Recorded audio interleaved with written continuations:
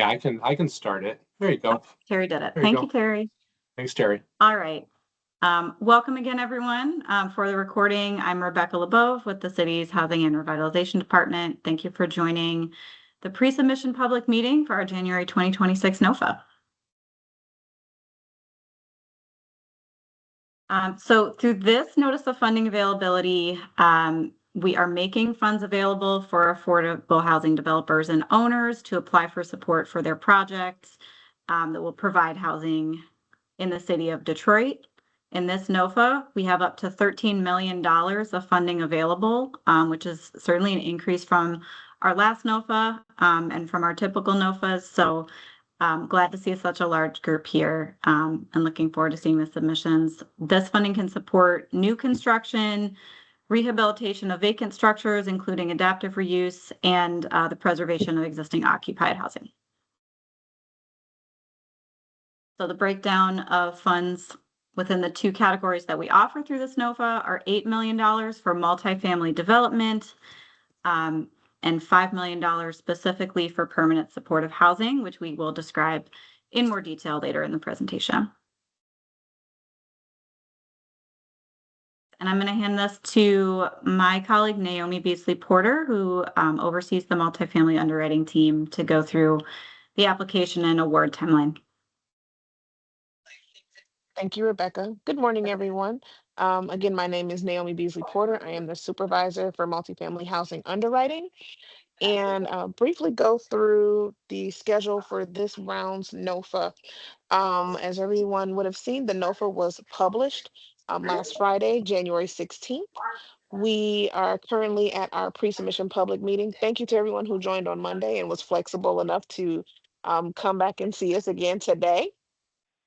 Um, for those that are interested in or interested to pursue this NOFA and or have been in close communications with other HRD adjacent teams and would like us to review or you have intent to apply, we will be holding pre-application project review meetings that started 2 days ago. The last meetings will be scheduled on February 5th.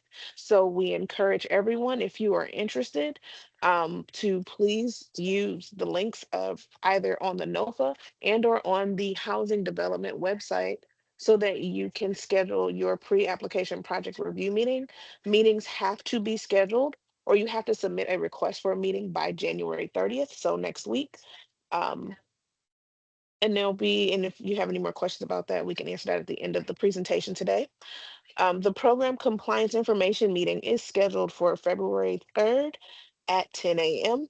That meeting will require you to RSVP using the Eventbrite link. And momentarily, I will put all links in the chat for everyone to access to either sign up for the pre-app meeting or to RSVP for the program compliance meeting. And then that program compliance meeting, there's an opportunity for projects that will be submitted to the NOFA to obtain points towards their scoring in the event that a project passes threshold.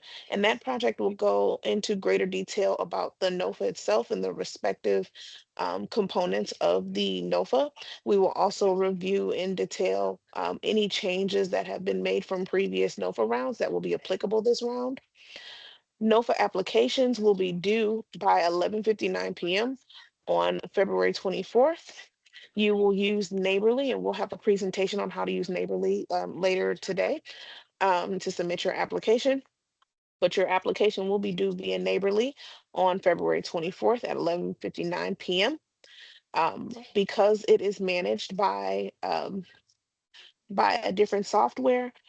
There is no flexibility in extending submission dates, so applications have to be submitted and in full by that deadline for consideration for threshold. For those projects that do pass threshold, threshold approval letters and denial letters will be issued by March 24th.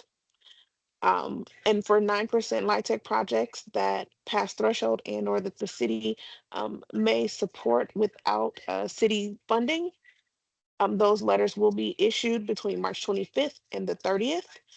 Um, and then for those projects that pass threshold, commitment level documents will be due by 11:59 p.m. on April 6th.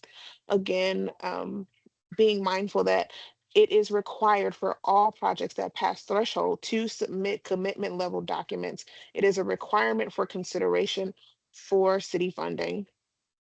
And conditional award letters will then be issued after scoring um, in sometime in June of 2026. And of course, this schedule is tentative, and there are, in the event of shifts or changes, people will be notified via respective avenues, pending where we are in the NOFA process.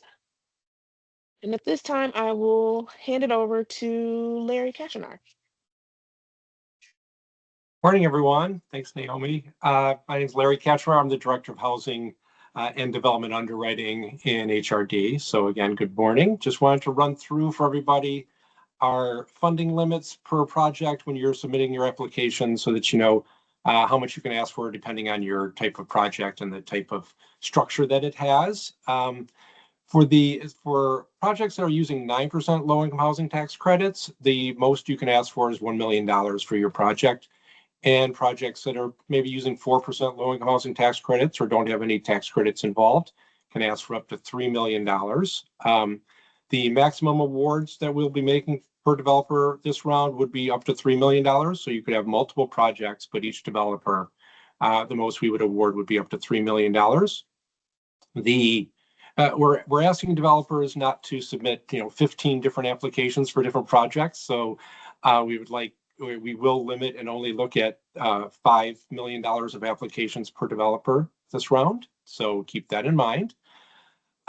There's no restriction. If you've got existing projects that are in our pipeline right now, you are free to submit to this NOFA. We're not restricting anyone who has open projects right now. Multi-phase projects, keep in mind that if you have like a combination project, maybe that has 9% and 4%, or have multiple phases to your project, the limits do apply to those. So the 9% component could only ask for $1 million, and the combined amount for the project can only go up to the total of the $3 million. Also keep in mind that we are the primary funding source for this NOFA is home funds. So we do limit the projects to the federal requirements that there's an amount per home unit that we have that we can only support each.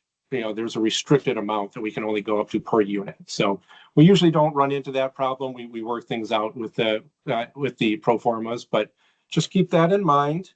I did want to mention that these limits, it's a little bit really different for supportive housing, the permanent supportive housing projects that Rebecca mentioned, which are really projects that are focused on creating housing for those experiencing chronic homelessness in the community to provide permanent housing opportunities for them.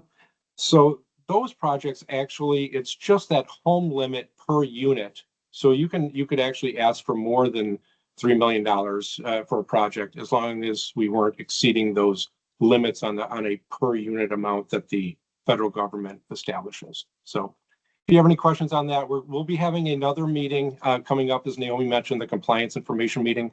If you have any more questions on that, or if you have specific questions on a project, make sure you schedule those pre-submission meetings so that we can talk about your project with you and answer questions and help you sort of put together a good plan for your project.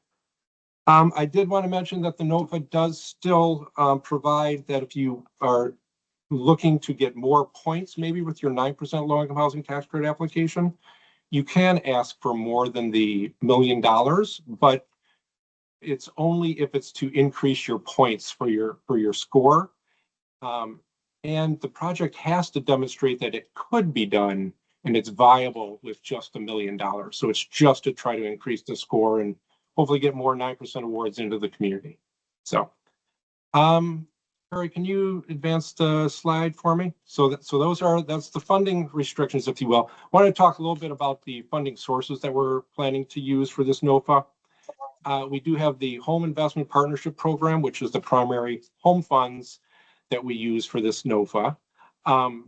We also may use, at the city's discretion, some other types of sources that we have, which are the Community Development Block Grant Program, CDBG, as it's known.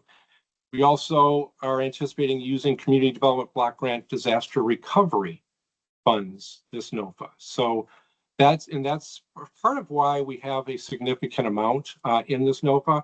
Now, those projects will require compliance with Davis-Bacon, possibly, if we're using funding for other than acquisition. So keep that in mind, and you'll see the requirements for this round that we will be requiring pro formas that show both Davis-Bacon wages and non-Davis-Bacon wages with your submission. Again, we'll talk about more of this at the compliance information meeting. But you will have to, with this NOFA, submit pro formas that model the project in both ways, so that we can determine the best way and maybe the best way to support the project with our funds. We also use, we have affordable housing development and preservation funds. Those are funds directly from the city of Detroit that we may use in the project. Those really are to focus on deeply targeted affordable housing units, 30% AMI and below primarily. And then we also do have home ARP funds, American Rescue Plan Act. The city prioritizes those only for public supportive or permanent supportive housing projects, PSA projects. Most of those funds are already committed to projects, but we wanted to list it here just in case some of those projects don't move forward for some reason, and we could use them to support additional PSH projects. So that's kind of the funding sources and the funding limits that I wanted to sort of run through today. So I'm going to turn it over to Wendy, I think, on our team. Wendy? Good. Hello, everyone. Today I'm going to go over briefly the Affordable Housing Development Program requirements. And you may be able to find these on pages 11 through 14. I am going to turn off my camera, reason being I think I'm having a little difficult time with the internet, so I know it usually runs a little bit better when the camera is off. Okay. Funds can only be used for eligible costs and activities. You can find this on pages 11 through 13. Some of the eligible costs that we are allowing with this NOFA is acquisition costs, acquisition of properties in need to be rehabbed, and vacant land for new construction are eligible subject to the property meets home requirements. Acquisition costs are subject to Uniform Relocation Act also. The construction rehab costs, reasonable and necessary new, it has to be reasonable. So I want to outline that and just emphasize reasonable. And it has to be necessary. New construction or rehabilitation costs are eligible under this NOFA. Demolition. Demolition of existing structures may be found only if construction, may be funded only if construction will take place on the property within 6 months of closing with the city. Legal fees. The city requires developers to assist, developers of city-assisted projects may pay like city fees up to $40,000. It could be more, but usually that is the estimated amount. Operating deficit reserves and operating assurance reserves are allowable. And then you also have additional soft costs, such as environmental reviews, appraisals, architectural designs, engineering fees, things of that nature. Now, some of the things that's not allowed, that is ineligible, in accordance with 24 CFR Part 92.214 of the Home Regulations, you can also find it in the OMB of 2 CFR Part 200, general planning, administrative costs, rentals or other costs associated with the project, community events, groundbreaking, ribbon cuttings, things like that is not allowed. Relocation costs is not allowed. And then refinancing of pre-existing debt on property. The payments of delinquent property taxes or utilities, we do not allow that. Purchase of equipment, furniture and fixtures, entertainment costs, other ineligible costs under the OMB cost principles, you have to look that up. City funding may not be used as a permanent mortgage on a property for homeowner projects. Lead-based paint inspections, unless the city award letter explicitly states that the city will reimburse lead-based inspections, it is not Excuse allowed. me. The slides aren't changing. Nothing's changing from the moment you got on the thing. It's because I'm just outlining everything that's here. You can find these on pages 11 through 14. And right now, I'm just going over the funds can only be used for eligible or the costs and activities. And then we also have permit fees. Permit fees are not allowed to be reimbursed by the city. And then assistance units may meet household income and rent restrictions. So I will go over that. You may be able to find this a little bit more on pages 27 through 31 of Appendix B. But it's just to note that the acquisition and improvements of property for affordable rental units can be assisted with home funds must be rented to household units that are at or below 60% of the AMI. And at least 20% of those home assisted units must be rented to households at or below 50% of the AMI. Again, you may be able to reference Appendix B for more information on this. Also, applicants must also comply with the City of Detroit's inclusionary housing ordinances, in which states that applicants requesting over 500,000 of NOFA funds for rental properties, only where the project includes 20 or more units, must comply with the City of Detroit's inclusionary housing ordinances. And that just states that, again, that their project with the city funds over 500,000 and 20 units or more must provide at least 15% of the total dwellings under this lease to households earning up to 60% AMI. Additionally, at least 5% of the total dwellings must be required to be leased to households earning up to 50% AMI. Again, you may be able to go ahead and go through the ordinances, inclusionary housing ordinances, which is included in this NOFA. There's a link. And I also want to please note developers will be required to follow whichever regulation is more restrictive between the HUD regulations, the Affordable Housing Development and Preserve Fund, and the inclusionary housing ordinances. Now, at this time, I will go ahead and I will turn this over to, I believe it is Terry. Thank you, Wendy. Good morning, everybody. My name is Terry Davis. I am also a part of the underwriting team with the HRD staff. And this part of the presentation, I'm going to be going over the compliance requirements associated with receiving city funds. So before I get into the details of these items you see listed on your screen, I do want to mention that at a high level, Okay. please note that. Low tire, I don't understand it, but okay. Can we What's mute that? someone, please? Thanks.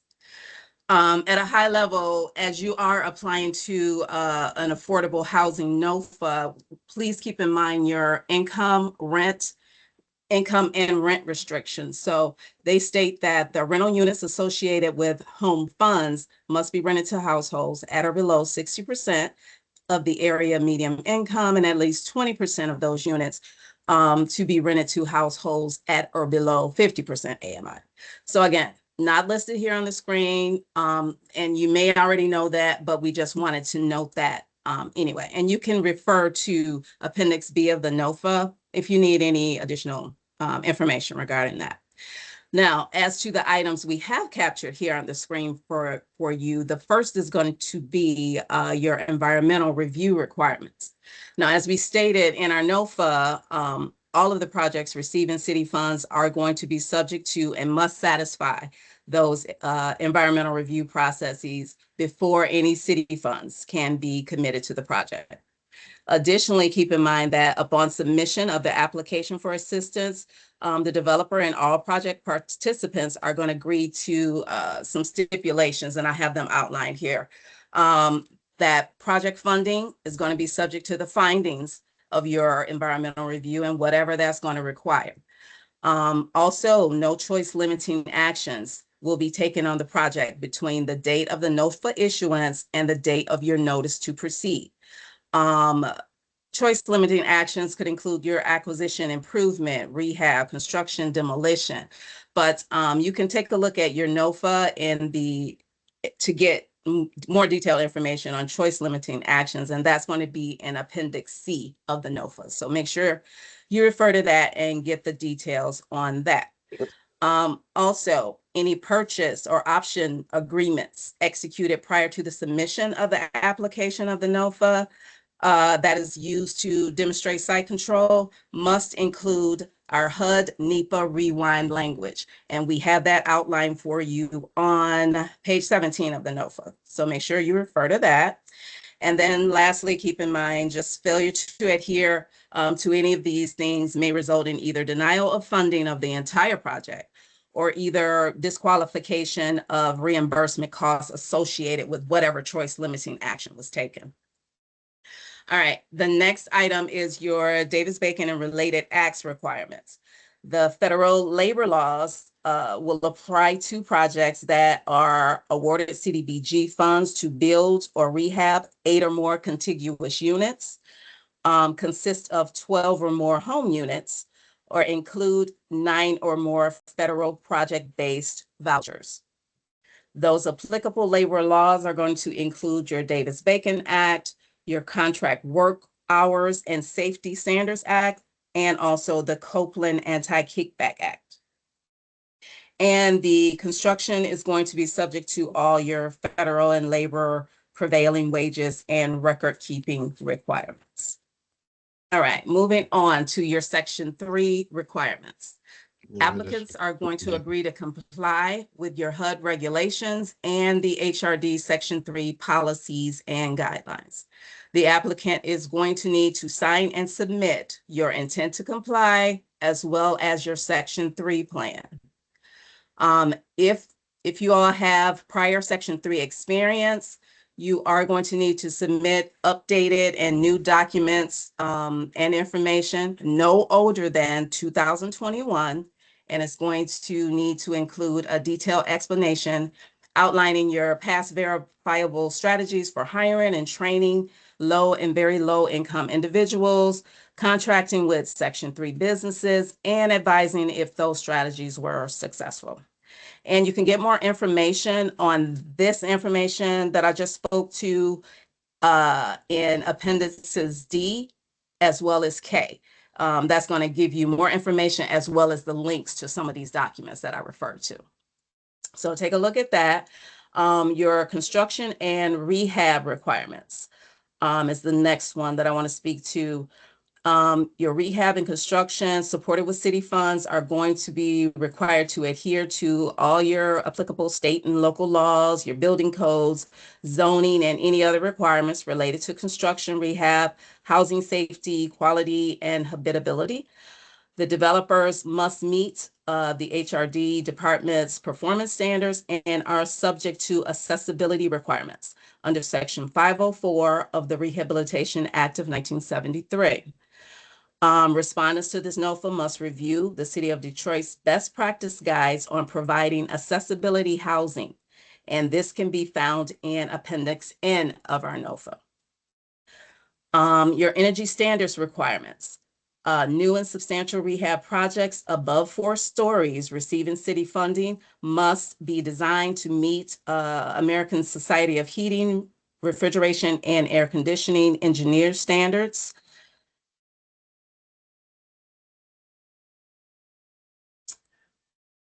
Developers are highly encouraged to incorporate modern green building and energy efficient elements into your design plans and are awarded points for meeting the applicable standards. Construction plans must also outline the governing design standards and certification requirements. For your relocation requirements and restrictions, all city-assisted homes and properties acquired or rehabbed through this NOFA are going to be subject to the Uniform Relocation Act. And this states that tenants of occupying properties receiving city funds cannot be permanently relocated. And a copy of the required general information notice that was issued to the residents of occupied properties at the time of the NOFA application was submitted. That must be provided with your application.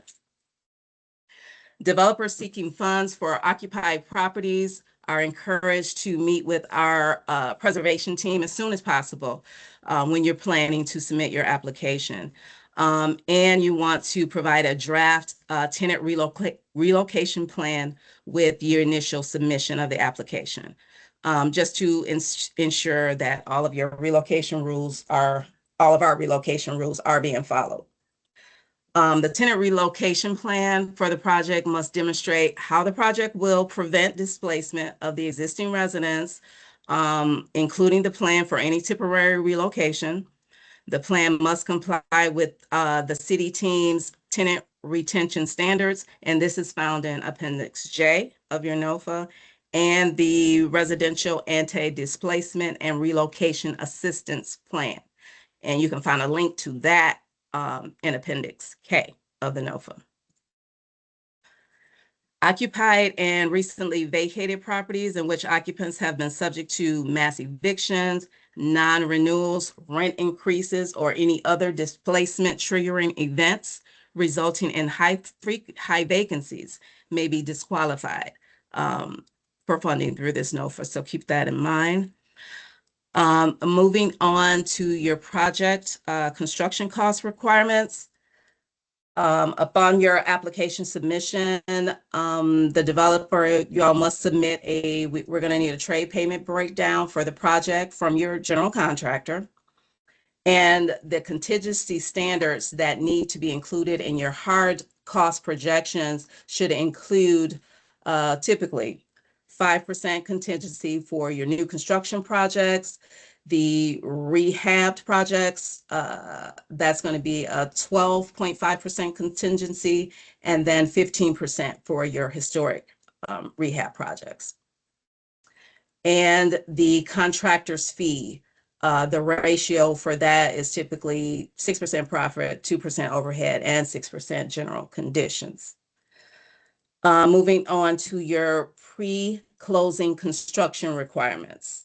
Again, pre-closing requirements. We're going to need for you to provide a third-party cost review of the estimated construction budget. The developer is going to have to attest and certify that no member, contracting entity, nor affiliate of the development team is presently disbarred, suspended, proposed for debarment, declared ineligible, or voluntarily excluded from a federally funded transaction.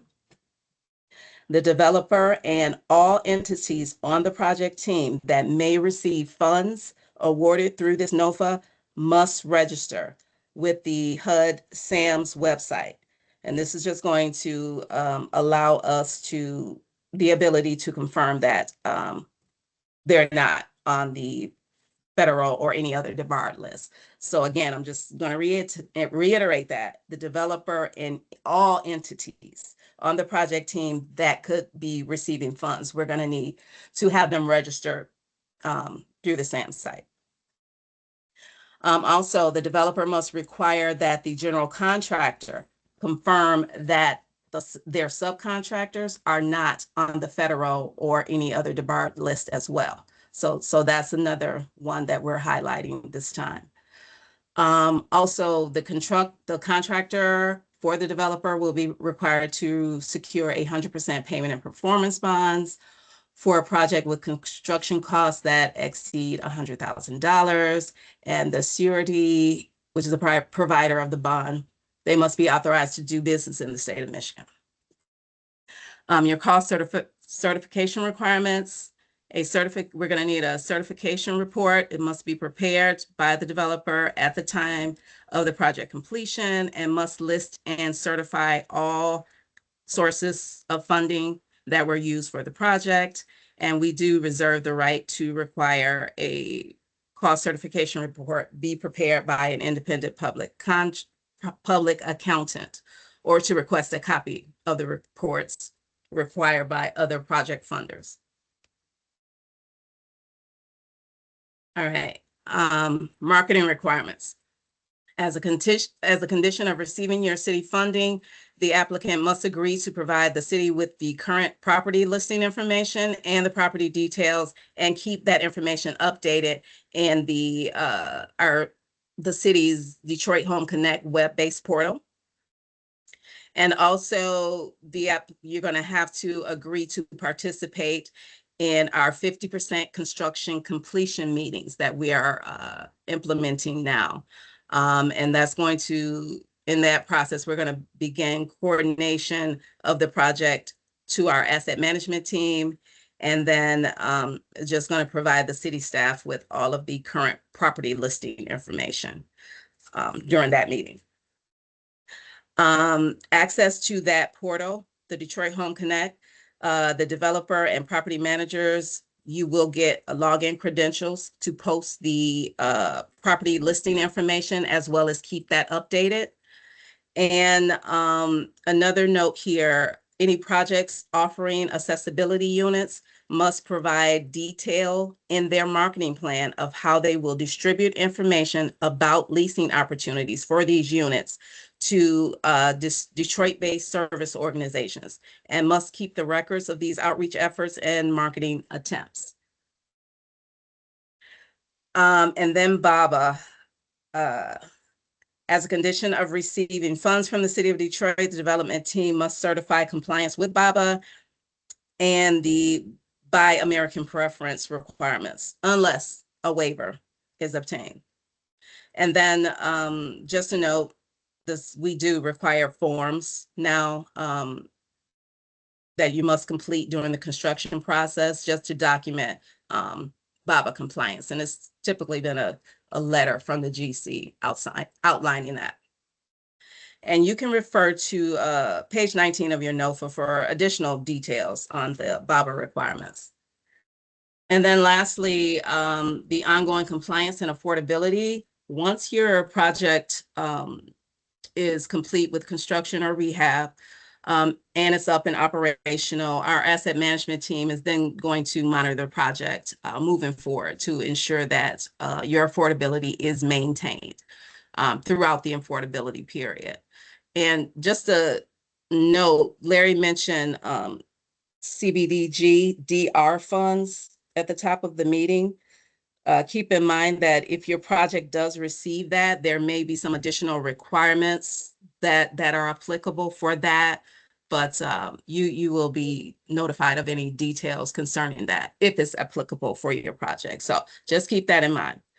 So lastly, just to summarize, I know that was a lot of information there, and we've tried to capture specifically or speak to specifically as much as possible, but just please make sure to read this entire section very, very carefully.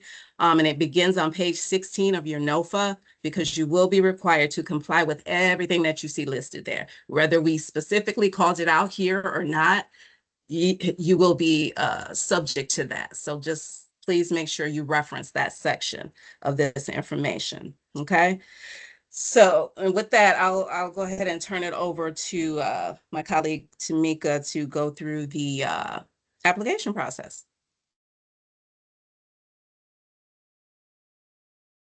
Good morning, everyone. My name is Tamika Walker. I am one of the underwriters in the multifamily underwriting department here at HRD. And as Terry mentioned, I will be going through the application process. The pre-application process, the pre-application project review meeting and deliverables will take place between January 21st and February 5th. The program compliance information meeting will be on February 3rd of 2026. And all applications submitted through Neighborly must be done by February 24th, 2026. The threshold review and threshold approval letters will be issued on March 24th of 2026. And submit all commitment level documents by April 6th of 2026, only if your project received an approval threshold review approval letter. So if you completed the threshold review and you are moving on, you must submit all your commitment level documents by April 6th of 2026.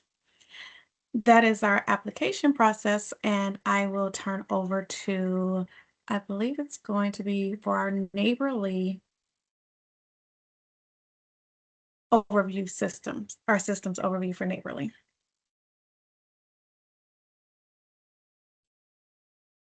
Hello, everyone. I'm Elena Peterson. I'm a operations project manager within HRD, and I will be walking you through the Neighborly platform, which again is what will be used to submit your NOFA application. I'd like to start by saying this platform was used for the last NOFA round. So for those of you that did submit for that round, this should look familiar. But regardless, want to walk through the platform for those of you that are new to it. So to start, the link at the top takes you to the Neighborly platform. If it's your first time accessing Neighborly, you'll need to create an account. So to do that, you'll click the Sign Up Now button. You'll then receive some prompts, a verification code sent to your email that then will allow you to create a password. The password needs to be a minimum of 12 characters, one uppercase letter, one lowercase letter, one special character. Once you create your password, you'll then be brought back to this page, and then you simply type in the email address that you used to receive the verification code, and then the password that you created. Other things to point out on this login page is that you can see there is a forgot your password link. So if that happens, go ahead and click on that. I will note that sometimes going through the cycle once doesn't work. So if you are trying to reset your password, follow the prompts. If it makes you do it twice, just do that. It normally works by the second time. Additionally, you'll see at the lower right-hand corner, there is a technical support button. Click on this if you're experiencing any issues. For instance, you're not able to reset your password, you've otherwise been locked out, or you're otherwise experiencing any other technical issues. Other than that, again, you're going to use the email address that you used to initially create your account, the password that you created, and then you'll click that blue sign in button. Can we move to the next slide, please? Thank you. Once on the main page, you'll see that there are a number of programs that HRD utilizes the Neighborly platform for. So for submitting the NOFA application, you are going to scroll down under the Start a New Application section and find the Affordable Housing NOFA program. And then simply click the Start Application button over on the right within the Affordable Housing NOFA program. Next slide, please. Thank you. Once you've created or you've clicked that Start Application button, it's going to bring you into the actual application, which is what you see on the screen. A couple of things to point out here. Please make note of the ID, which is going to be listed in the upper left-hand corner of your screen. This is helpful because each application is given a unique ID. So if ever you need to communicate with HRD staff, this is the easiest way for them to navigate to your application. This first page is just kind of a landing page. So again, just take note of your ID number and then click the click here to continue button. Next slide, please. You're then going to work through all of the application sections page by page. Do want to note that at the bottom of every page, you'll see both a save button and a complete and continue button. You'll notice that many of the pages are quite long, so we recommend you hitting the save button frequently because Neighborly, unfortunately, is not an auto-save platform, which means if you were to enter certain fields or data and then either accidentally close out of the window or otherwise navigate off the page without having hit the save button, you're going to lose the progress you made. So we recommend every 10 or 15 minutes or so, again, recognize this is a lengthy application. Please just remember to periodically hit the save button so that you can save your work. When you have completed a page in its entirety, that's when you will hit the blue complete and continue button, which will give you a green check on the left-hand side, that navigation pane next to the section that you've just completed. Next slide, please. Again, you're going to make your way through all of the sections in the application. In order to be able to access the last page, which is the submit page, you need to have a green check mark next to all of the pages. So if you are trying to click on that submit page and it's not letting you, it's because you've missed one of the pages in terms of not getting that green check mark. And the way that you get that is by hitting the complete and continue button on that page. Once you have green check marks next to all the pages, you then will be able to click on that submit page, which is what you see here. Next slide, please. There are a number of attestations on the submit page. You need to read through those and check them off, noting that you understand and attest to them. Once you have completed everything on this page, then you can hit the completing submit button, which submits your application. One important thing to note about this submit page and hitting that complete and submit button is that prior to hitting the submit button, you can go back to any of the pages you've previously completed and reopen them to make any edits to any of your responses. After you hit the complete and submit button, you can no longer do that. So we do recommend that you give your application a thorough review before hitting the submit button, because after doing so, you can no longer make edits to your application. Next slide, please. Again, this is a lengthy application, so you likely won't complete it in one sitting. If you have started the application, need to log out, come back in. To return to your application, look for the continue an existing application section, which should be at the top of your screen, and you should see that case ID and the name of your project that you were previously working on. Simply click on it, view application, to continue where you left off. Next slide, please. Some tips and tricks. Again, please remember to hit the save button frequently.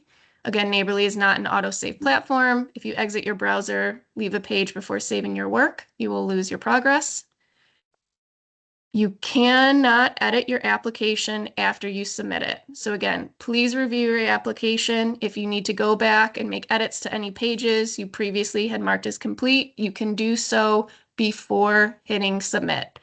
After hitting submit, you lose that option. Again, the application must be submitted by February 24th at 11:59 p.m. And lastly, I encourage you to attend the compliance meeting on February 3rd, where we'll go into further demonstration of the Neighborly system for those of you that still have questions on how to use it. And that's it for me. I think I'm turning it back over to Naomi. Actually, it would be me, Tamika, again. So after you have completed your Neighborly and got your documents in, the next steps would be the pre-application project review meeting via the form that's in the hyperlink on this slide, which will be available for everyone. The RSVP, you can also, excuse me, you can also RSVP for the program compliance information meeting.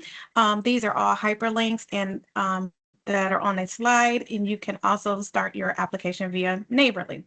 For any additional questions, please contact us at HRD NOFA, so HRD NOFA at detroitmi.gov. Again, all of these slides will be available. These are all hyperlinks, and you will be able to access everything on these slides and all the information that you need. And there we have concluded our presentation. I will turn it over back to Terry or Naomi.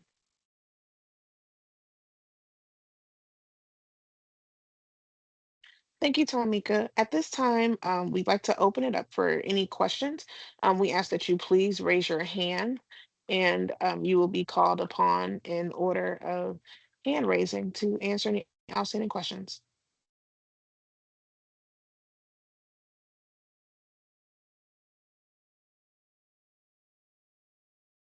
Brian and then Mia. Great. First of all, thanks so much, team, for that great presentation. I'll be brief.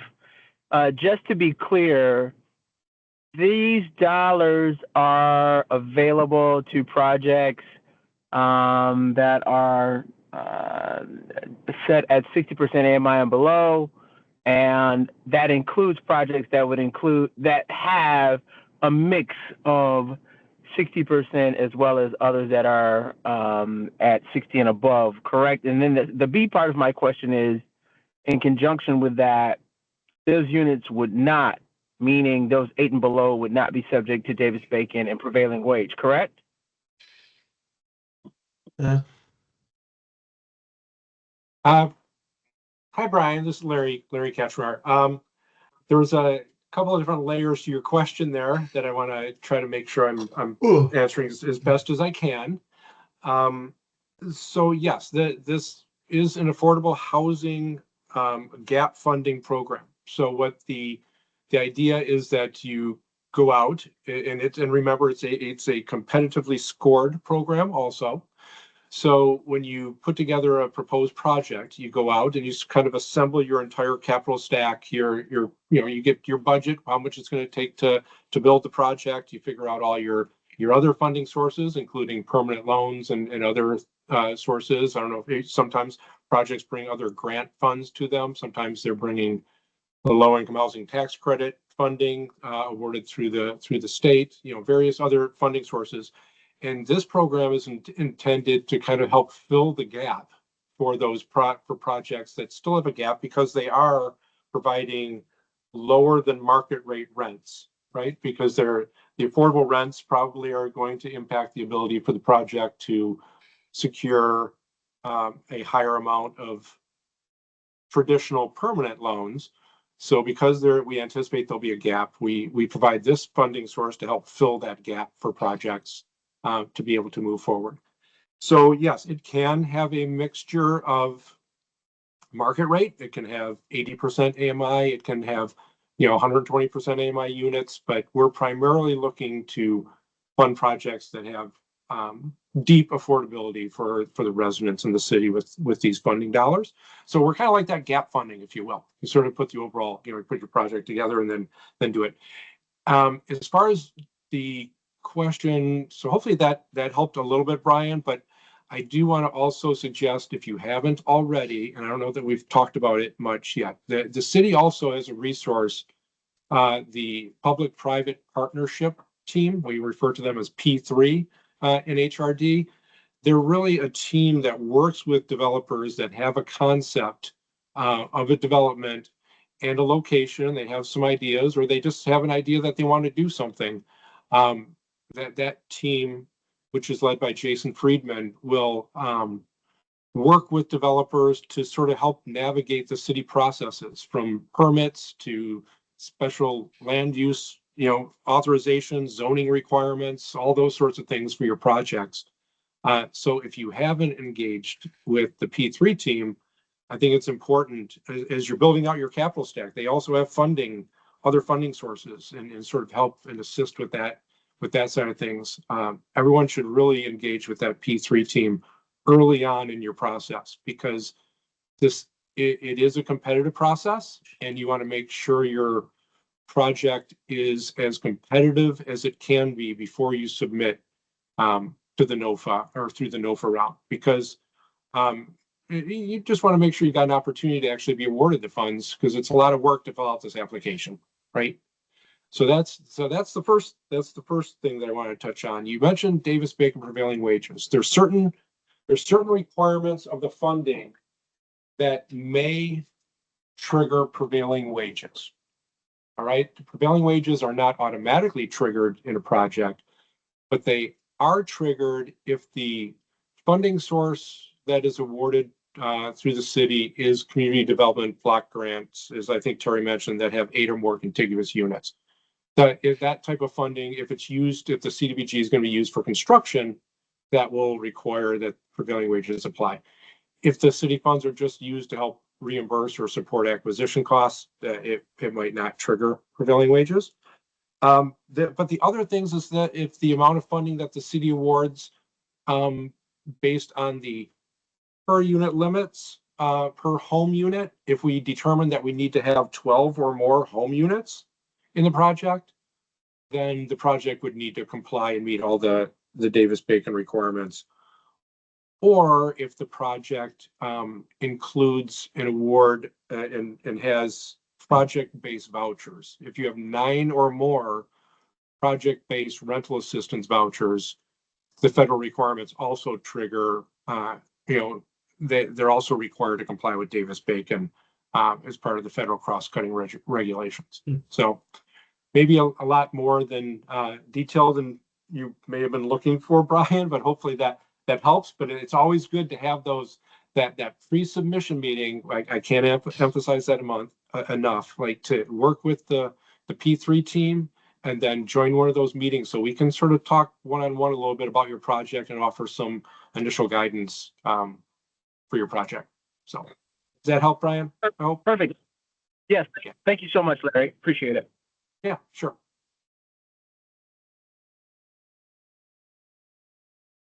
Yeah. Are y'all ready for me to Mia? ask? Okay, there we go. Yes, go ahead. Oh, hey, Carla. So, I guess my question is there I'm not sure if I missed, if there's a minimum amount of funding to request? I know you said 1 million, 3 million, for the different types of applications. Part one of my question is there a minimum? And then I guess part two of my question would be, if there is a development project, for maybe multiple 3 units in a space, would this be applicable? Like if you didn't have space for a 14 unit project to develop, but you wanted to do some infill development, would that fit this type of funding? Let me answer your first question, Carla. No, there's not really a minimum requirement, and you really should always. I recommend everyone ask for the least amount that you need and leverage as many other funding sources as you can, because you'll see when you look in the NOFA that our scoring does look to see how much other funding sources are leveraged in comparison with how much you're asking the city to fund. So you should always ask for as low amount as you can, because it's going to help your score, right? So it's going to help your score with your application. So that's one piece.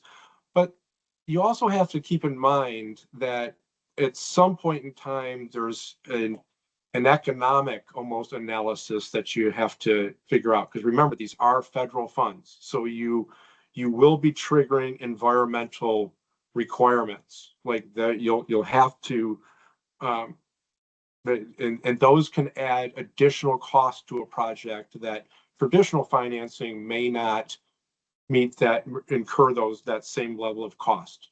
So it's kind of a little bit of a balancing thing where you don't want to ask for $100,000 of funding and end up with the federal requirements triggering $250,000 of cost, right? So it's one of those balancing things. That's where it's working with the P3 team and talking about other options and funding and things like that may not come with those same requirements as this NOFA and these funding sources do. As far as infill and smaller projects and things like that, it really depends on how that project would be scored competitively with the amount of financing and costs associated with it.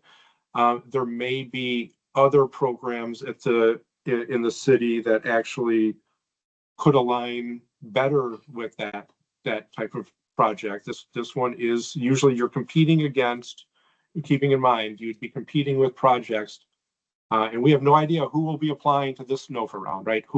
What the competition will exactly be. But the competition may include projects that are, large projects that have a significant amount of low-income housing tax credit dollars. They could be $15 million project that's getting most of its funding from a loan and a loan and low-income housing tax credit. So maybe they're only asking the city for $1 million and able to secure $14 million of other funding sources outside of the city funds, that project from our perspective and scoring is leveraging, $14 million for every dollar that, or $14 for every dollar that the city is contributing to the project. And that would be a project that, a smaller project is competing with. And so would you also have $14 of other funds coming in for every dollar you're asking from the city? So just that's just an example, but it may still work, Carla. I never want to say no, but I always recommend talk to P3 and schedule one of those pre-submission meetings so that we can sort of look at your concept or what you're looking to do and try to give you as best recommendations as we can to help support your project. This is actually Mia, and so I do appreciate your answers, and I am gonna submit that review meeting. And did you have a specific contact for getting in contact with P3 that you could put in the chat? Yeah, Naomi or Terry, I don't know if you could drop Jason's. The P3 contact has already been included in the chat. Okay, yeah, if you look in the chat, it's in there. So, and I apologize, Mia. Somehow I was still looking at seeing the next person I think that was going to ask. So sorry. Does that help, Mia? Yes. Okay. Great. Thanks. Hello, Larry. There's a couple of questions that was in the chat that someone had put in. One was, how is acquisition included as an eligible item, but all costs based on the requirements review appear to be reimbursed? Yeah, that's a good question. Yes, our funding generally, just to share the process a little bit, these are federal funds. So what the city has are grant awards from the federal government that in order to access the funds, we have to set the projects up in the federal system to be able to pull the funds from the federal government and actually disperse them to the projects. As part of that setup process, we need to have our loan documents and other things already executed for the projects.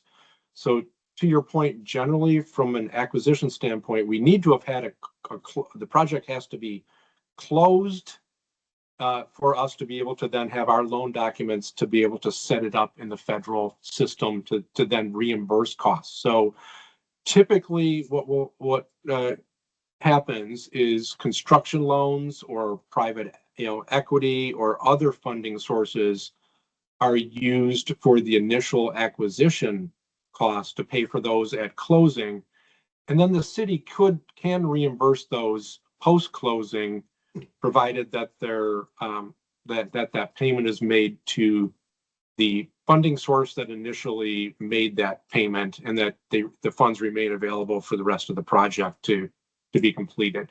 So it is really just the functioning of the way that the federal funds work. It's especially acquisition is usually done on more of an acquisition or a reimbursement type basis. So does that help? I don't know who asked that question, but hopefully that helps understand that it's really another funding source should be anticipated for that acquisition, or or there could be other things that as you structure your transaction with your seller, how that could work at closing, maybe with a payment that comes due or something. So there's other ways to think through that structure sometimes. For another one, any more, Wendy? And as a follow-up question, it was, how long is the affordability period? So the city's affordability period, what will happen is that at closing on the city financing, and when documents are executed, there'll be an affordable housing restriction document that is executed, and that's actually a recorded document. So it's an encumbrance on the real estate. It will be recorded against the property by title by the title company at closing, and that affordability period runs the length of the loan terms of the city. So if the city loan, and keep in mind, our loans are soft loans, So you're going to have a permanent loan that's going to be your first lender. Usually you may have other lenders involved. Usually the city is in the last position. Our funds are low cost loans because we're looking for you to get as much other financing as you can and just ask us for the gap, right? So if you're just asking us for gap, we know you should not have a lot of money to be able to afford to get to repay our loan. So you might get $1 million loan, you might get up to a $3 million loan, and that loan will only have an annual required repayment of $2,500 because you've maximized all your other funds, and the project shouldn't be able to pay much on our loan, right? So those are the terms that we're talking about. But for that, what the city's goal is to make sure we're getting the affordability for as long as possible, right? So our loan terms are, if it's a 30-year loan, our affordability restriction remains in place for the entire term of the loan for the 30-year period. So, and the length of our loan is, they're typically at least 30 years, but they may be longer if your other funding source has a longer loan period, your primary loan. If that loan maybe is from the state MISTA, Michigan State Housing Development Authority, and maybe their loan program has a 40-year or 50-year term, our loan is also going to be 40 or 50 years with a 40 or 50-year affordability restriction with it. Because we're a subordinate, we're going to be a last position loan, and that other primary lender is never going to have a subordinate loan mature before their loan does. So, but yeah, so our focus is having that long-term affordability. That's the goal for the residents of the city, to make sure that we've got affordable housing options for everyone in the community. Now, there will be normally those loan terms, you may be thinking, well, I got a $3 million loan, I'm only paying $2,500. That's certainly not going to pay off that loan. The loan will have a maturity date at the end of that loan period with a balloon payment that's due for all the remaining balance at that time. With the idea being that if you were to extend the affordability again, the city would typically allow that to continue in place with a longer extended affordability period. Or if the project opted out at 30 or 40 years from now from that, maybe there'd be an opportunity to refinance based on the operations of the project and pay back the balance of that balloon payment to the city. So hopefully that answered sort of gave some guidance along that, or some other things for you to think about when you're considering your projects. So. And then we have another question that's in the chat, and then we have two other people with their hands up. One is from, I think the name is Dennis Lyons, and he asked, can these funds be used to build on vacant lots, like for single family units or 2-family units? Yes, the projects can be land. We do new construction projects as a large part of our pipeline. So yes, vacant land and new construction. This is not just a rehabilitation intended program. So yes, you can do that.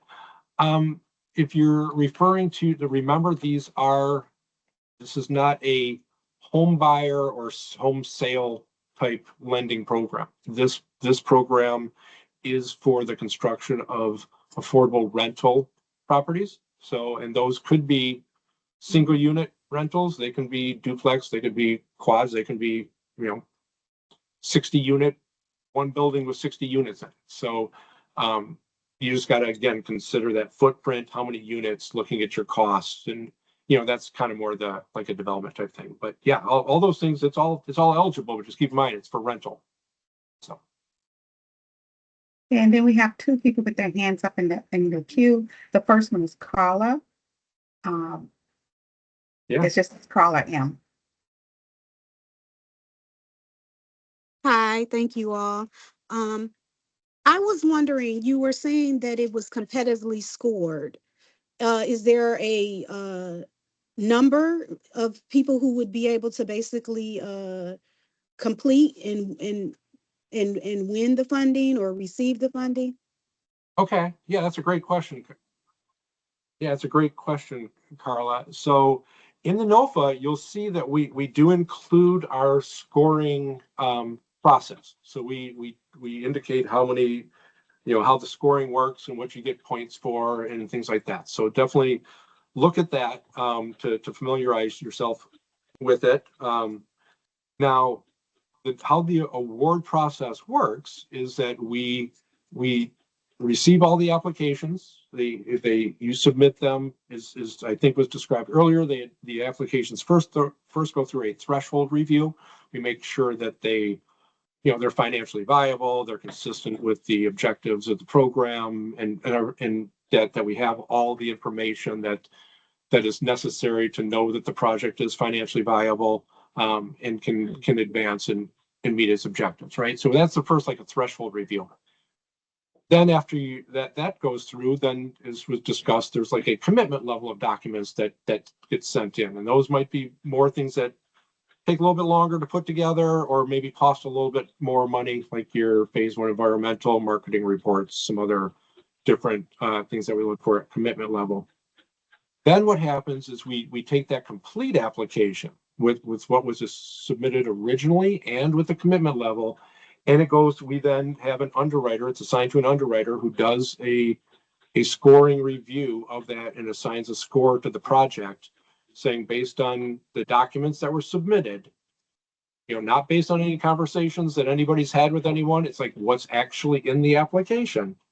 We score the application.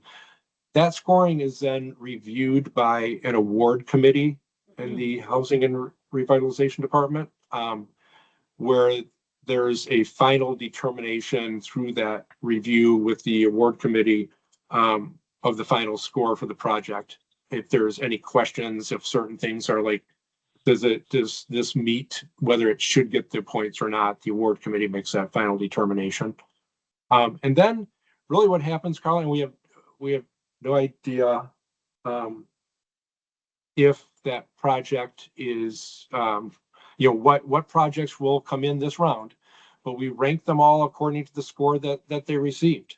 If projects have if they assume that they're going to, or in their pro forma, that they're going to get an award of 9% low income housing tax credits from the State Housing Authority, once MISTA announces their awards for that funding source, or if there's some other competitive funding source that the projects are asking for, we will then determine whether or not that project remains viable. If they didn't get that award, they're no longer viable. If they did get the award, they stay in the scoring. And really what we do is we go through and we say, if we've got X million dollars in the affordable housing category, and that's the category that the project applied to, the top scoring project will be awarded. If that project asks for $1 million, then we keep going until we sort of run out of projects that we're able to fund with the amount of funds that we have available.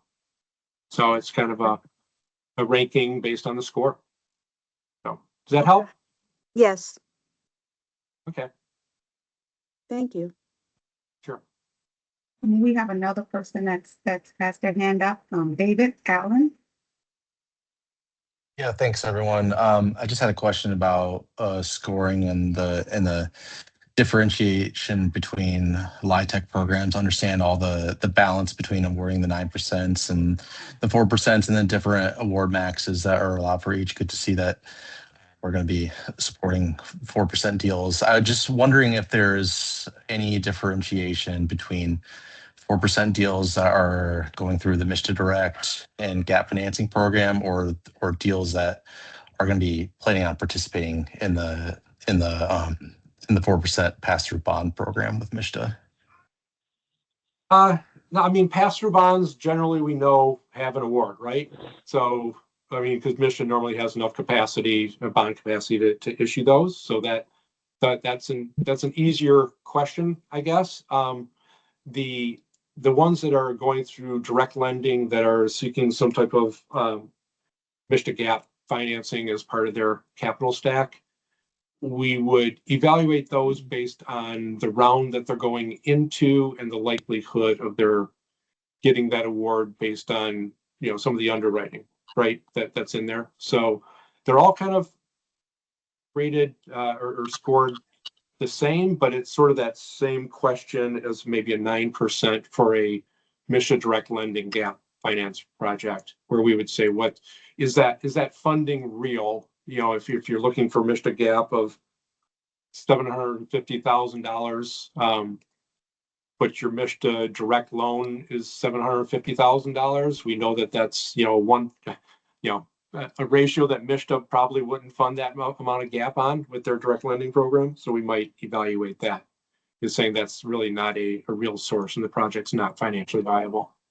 So does that help? Yeah, it does. I'm just wondering in situations where the city home dollars could be the difference to get it into an underwriting position where it would be able to go through the pass-through program versus participate in the Mr. Direct and gap financing through the state. If that's something that could be considered, because I can see situations where that could be just a difference maker in having to cross that threshold and participate in the Mr. Direct program, just for ease of execution and implementation. Yeah, and those are all the scenarios that we sort of talk through at those pre-submission meetings and things like that. Like, what's the best way, right? And at the end of the day, our objective, certainly from the city, is to support as many projects as possible to create affordable housing in the city for the residents, right? So whatever makes the most sense in each project is a little bit more unique, right? So it might be that the amount of the city gap ask is sized in an amount that helps the project be more competitive in the MSHA gap round too, right? So there's all different scenarios there. So, yeah. Okay. Thank you, Larry.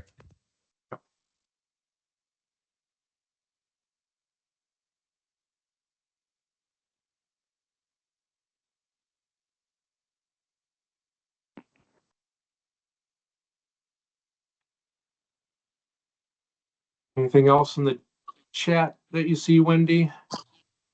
I was looking through it, but it looks as though it's been answered as we're going. I think one is someone asked about the neighborly, and I believe they wanted to know if more than one person will be able to use neighborly at one time. Yeah, I can take that one, Wendy. So yes, you can have more than one person working on a given application. How that works is that whoever is the one to start the application, once they're in the application, there on the left-hand side is a button that says users.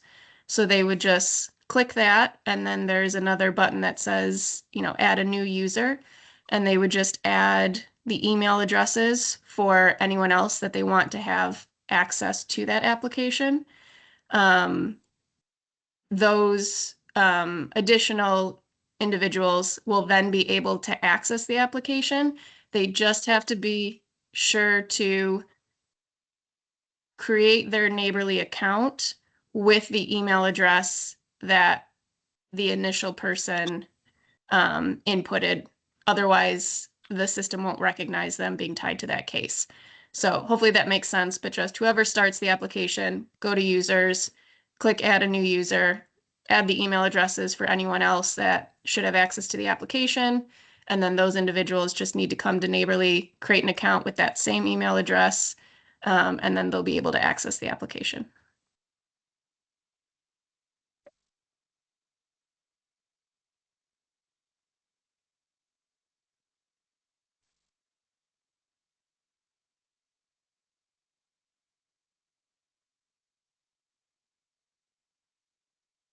I don't see any other questions in the chat.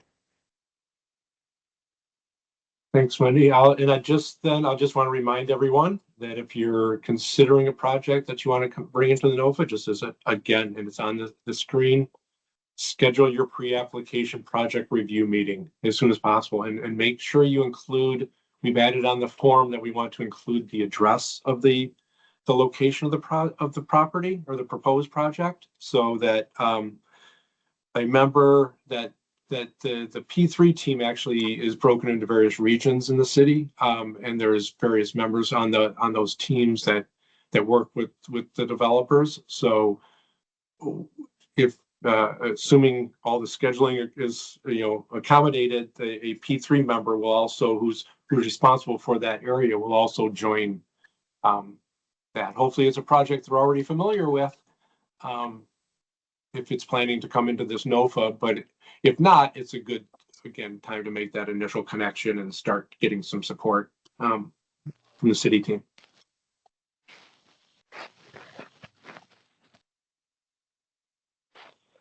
Oh, there was another question that came through. It says, can we get help with the performer from the city? Yes, and well, that's again where the P3 team member can sort of give that support. The city has had some programs in the past. I don't know if there's currently any funding currently available where you could actually like have a consultant that the city could help provide some funding with those costs with running things such as getting your pro formas and financial analysis done. But oftentimes the P3 team can help with that, or we can actually, if you have a draft of a pro forma or some type of finances, that pre-submission meeting, we can kind of offer some suggestions and things like that as part of that meeting too. They're only a half hour, so we try to get as much in as we can. Those meetings generally they're a half hour, but we can usually get through quite a bit. Get an understanding of the project and maybe just give some initial feedback on them.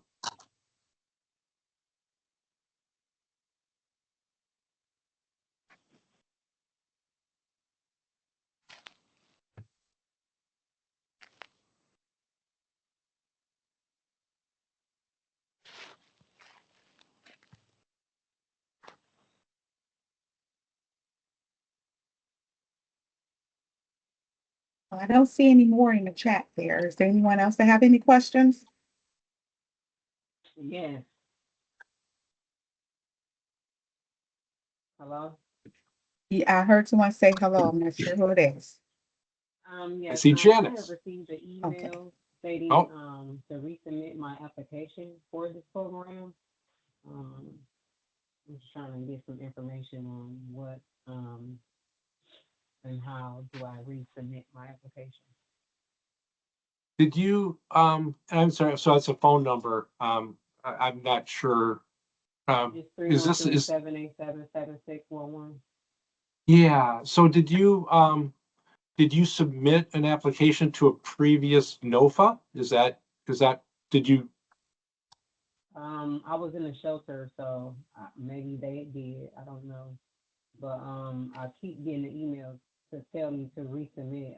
They're saying that funds are available for housing, so I was just trying to get on the call to see about more information about the program. Who's that email coming from? It's from the Detroit, the city of Detroit. Okay, but you're not sure if you previously, what I was asking is, I was curious the way that you were describing. I was wondering if you maybe applied to a previous NOFA and you had received a denial letter, because the denial letters do typically also say you may want to reapply. You're eligible to reapply to future NOFAs and things like that. So I wasn't sure if that is, but if you're getting a recurring email, I don't know that would have been tied to this NOFA. Well, it's in the email. It gave me a Zoom link and everything to resubmit the application. So obviously, the shelter that I was at, they had to submit something because Are you seeking? I left there. Are you seeking housing for yourself? Yes, housing for me and my Okay. Larry, I can Oh. take her contact and get her connected. I don't want to take too much off of while this is being recorded. Is the phone number you're calling in from an appropriate contact for you? Yes, 313-787-7611. Okay, I will get connected with our housing resource team. Is this the phone number that you've used on applications as well? Yeah. Okay, all right. I will reach out to them. I think this is not the Thank you. right pathway for you, but I will get them your info. Perfect. I'm glad you, thanks, Deandra. I'm glad you figured out what was going on there. No problem. And Janice, maybe, for your assist too, Janice. Okay. I don't know if it is for developers. I don't know why I'm getting this email, but it says affordable housing notices of funding available to NOFA. Yeah, well, like I say, maybe So I would, offline, though, maybe a conversation yeah, would be better to help with that, to help clarify exactly what's going on with it. But I'm glad you joined so that we could get you connected to get maybe some support with that. So. Okay. yeah, and I would submit, Larry, that likely for anyone that is that has subscribed to get HRD emails, you may be receiving HRD emails for all of the programs under our department. And so the probably the notification of this meeting and the issuance of the NOFA is likely the email that may be referenced in this situation. If you subscribe to all of the emails through HRD, you'll just get everything.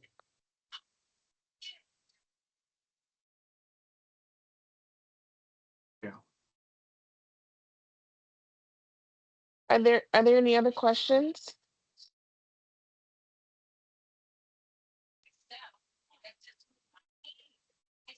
Okay. So this meeting is scheduled to go through until 1.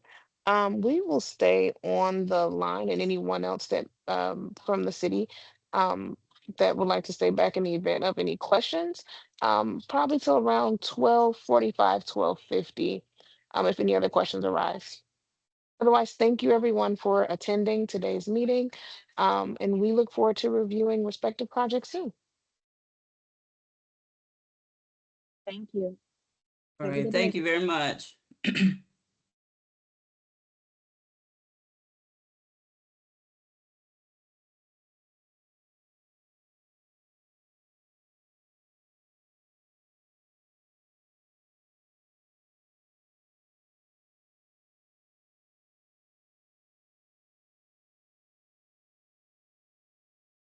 Naomi, Terry, Wendy, and everybody else from the team who's on, not gonna list y'all, but Naomi, I think I mentioned to you that I need to jump at 12:30 to join another meeting on something, but if Correct. something Yep. comes up, just message me or something that but otherwise, great job, Yep. everyone. Appreciate everyone's time today. Thank you, everyone.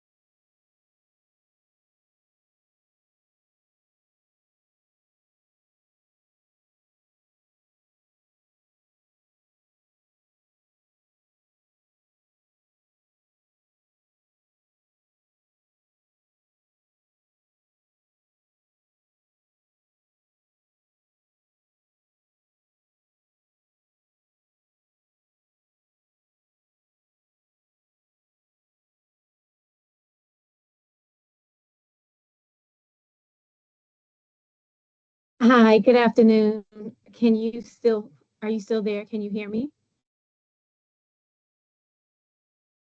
Yes. Okay, awesome.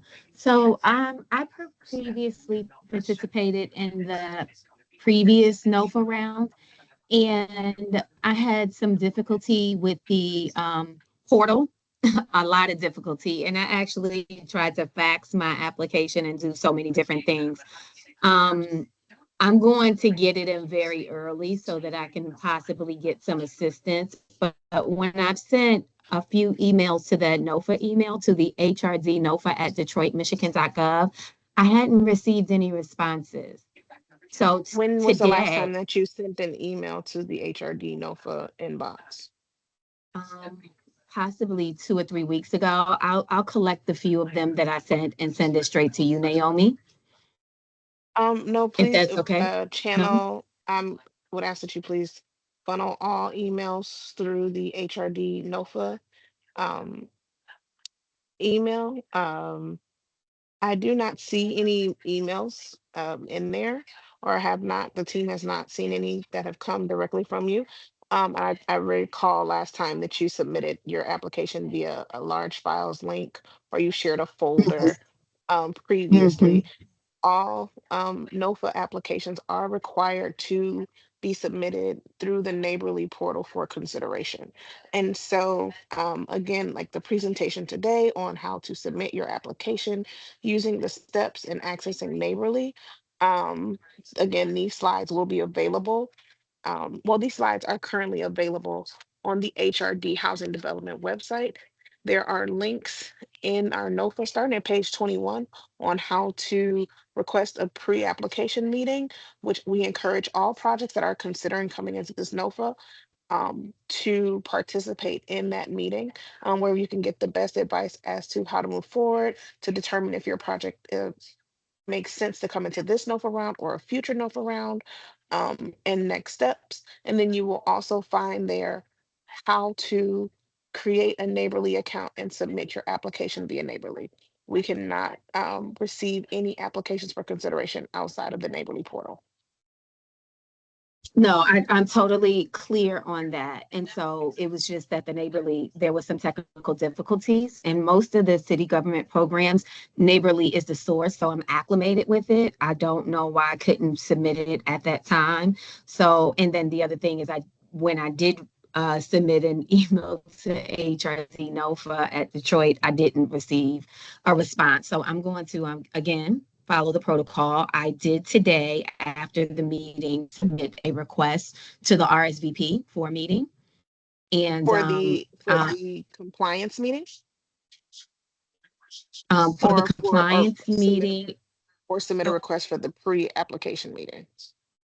the pre-application, because the appliance meeting, do we have to RSVP for that as well? The On compliance February meeting, 3rd? yes, you do. Yes, you do have to Okay. RSVP using the Eventbrite link, which is also on the Housing Development website, as well as in the NOFA and in this slide presentation that's on the Housing Development website.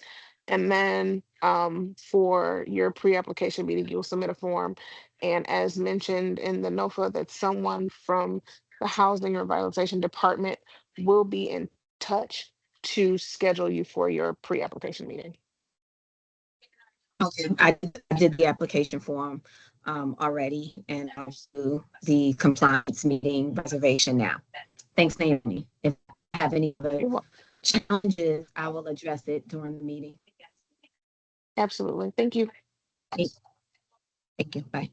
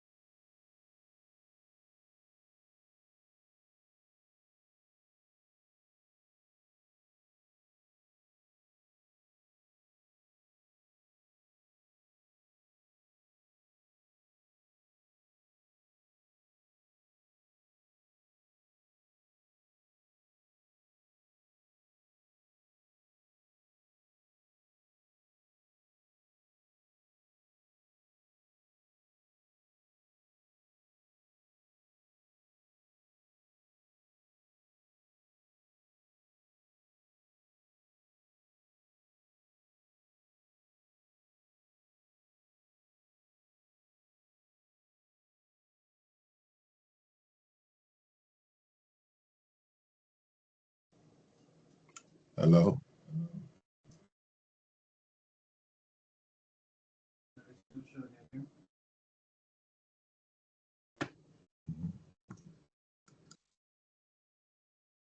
Is someone trying to ask a question? Uh, I was just seeing with somebody on here, but since somebody came in there, um, uh, Were there any questions? Did you have a question, Mr. Cruz? no, not right now.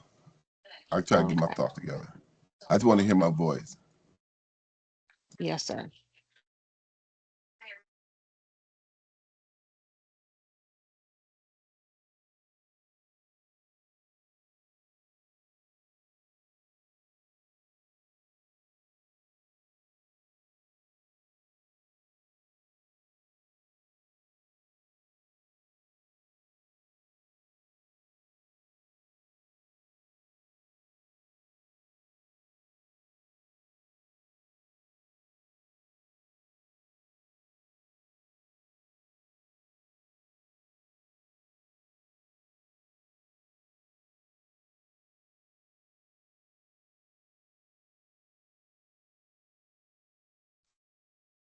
Hello, is anybody there?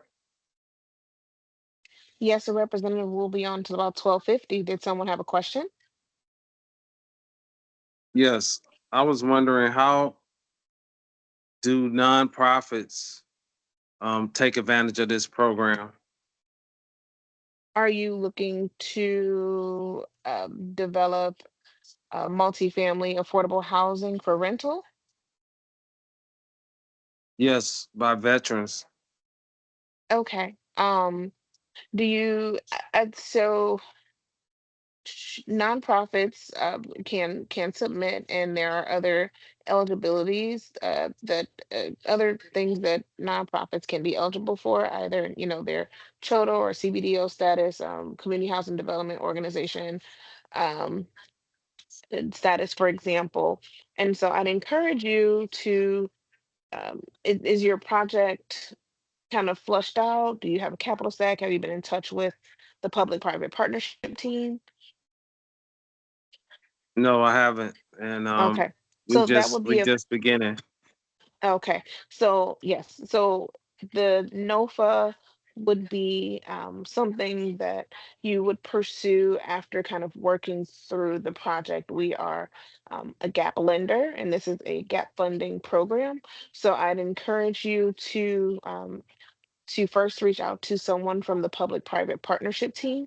There you will be partnered with a specialist that works with developers and nonprofits and other um, community entities to best figure out the needs for your project and help to see if there's an opportunity for your project to be viable, and then potentially qualify for funding through our NOFA.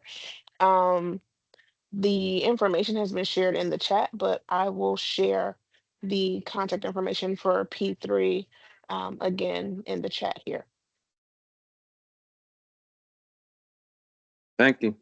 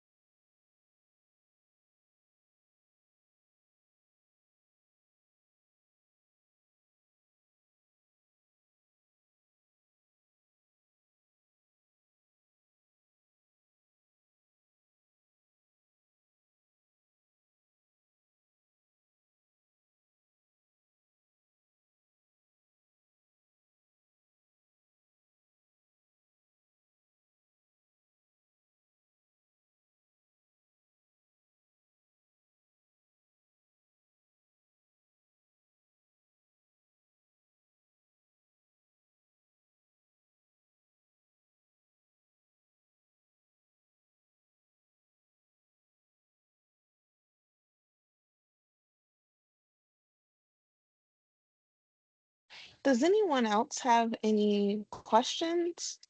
Again, we'll be wrapping up shortly here if no one has anything else in the next couple of minutes. Mr. Cruz, did you think of your question?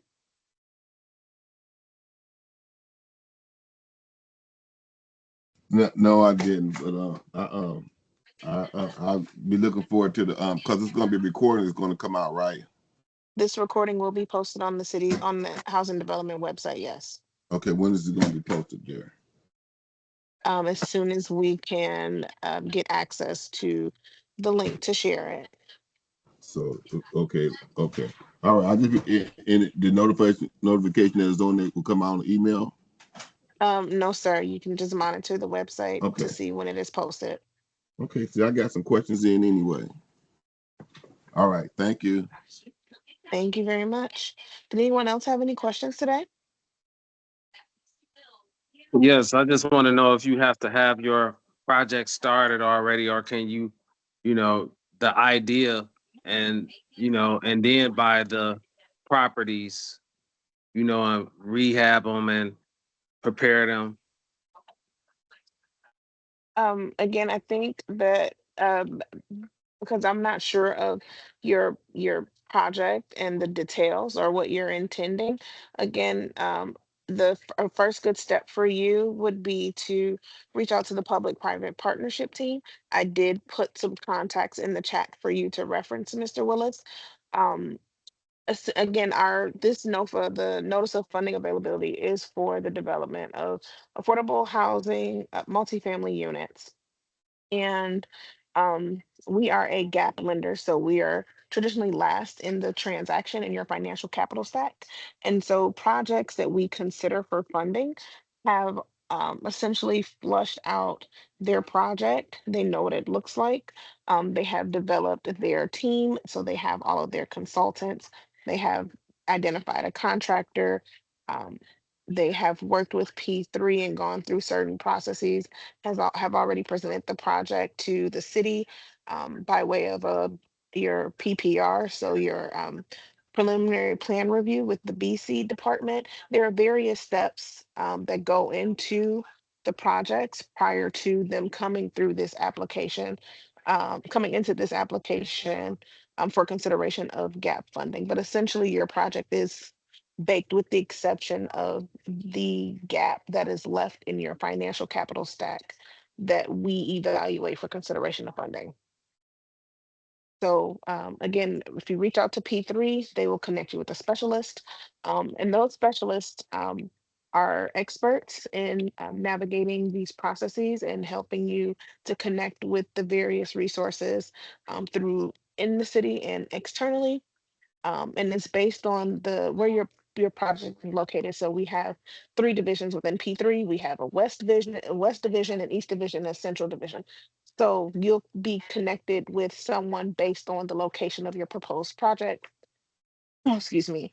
And they will go from there. And also keeping in mind that um, once an application is submitted for consideration of federal funds, you are then subject to a choice limiting action, which means that you cannot take any further action on that project, be it the acquisition of your property or a vacant or a structure, and or any other rehabilitative work to the property until you have either received a conditional award and have gone through the environmental process and received environmental approval, or you receive a denial letter, in which case then you are no longer subject to choice limiting actions. So P3 will be a best first stop for you, Mr. Willis. I do understand the PPRs and everything, and architects and, back and forth to get an agreement with compliance and everything for the city of Detroit, especially if it's their property that I'm purchasing. So thank you. Okay, you're welcome.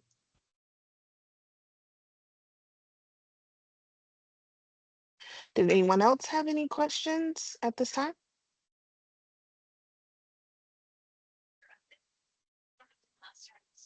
We have 1, 2. There's only 2 other persons still on the call, so we'll give another 3 minutes But otherwise, we can end the recording at 12:50, and we can all jump off. Goodbye. Have a good afternoon.